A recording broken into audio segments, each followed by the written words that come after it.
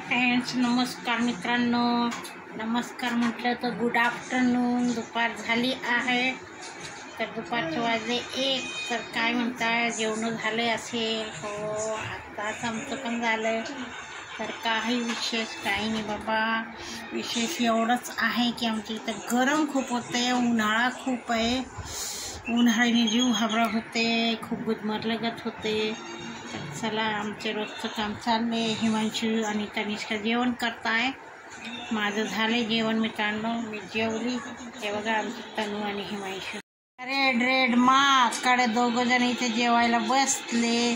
तर चला बघा, दोघं जण जेवताय. हिमांशू पण जेवताय, तनिष्का पण जेवती आहे. तर आता गरम खूप व्हायला लागलं. मला तर वाटतं 40 टेम्परेचर गेले.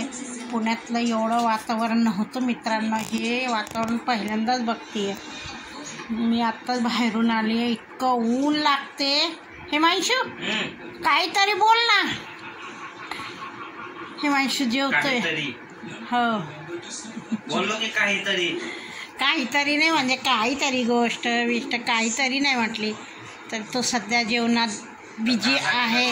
त्याला भूक लागते, तोंड आले, कांदा तिखट लागते. तर मित्रांनो जेवायला तरी बोलो. या मित्रांनो जेवायला. जावा मित्रांनो जेवायला. तिखट लागते भाजी, तरी फिक्कीच केली आहे मी, काही तिखट केली नाही. मित्रांनो मी आता निवडते भाजी. बघा, मेथीची भाजी निवडून झाली आहे.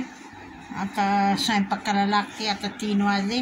म्हटलं 3 वाजता स्वयंपाकाला लागा, म्हणजे उद्याचा पण आम्हाला स्वयंपाक करायचा असतो. आमची पूजा आहे उद्या, म्हणून पूजेचा स्वयंपाक करणार आहे. म्हणून 3 वाजले.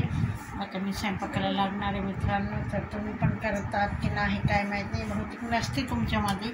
आमच्यामध्ये ही शीतला सप्तमीची पूजा असते, म्हणून हे सगळं शिळं स्वयंपाक करायचं आजच्या दिवशी. आणि शीतला सप्तमीला थंड स्वयंपाक जेवायला द्यायचं असतं. तर ते चाललं आहे मित्रांनो. तर आता भाजी निवडून झाली आहे. आता म्हटलं हळूहळू काहीतरी बनवा.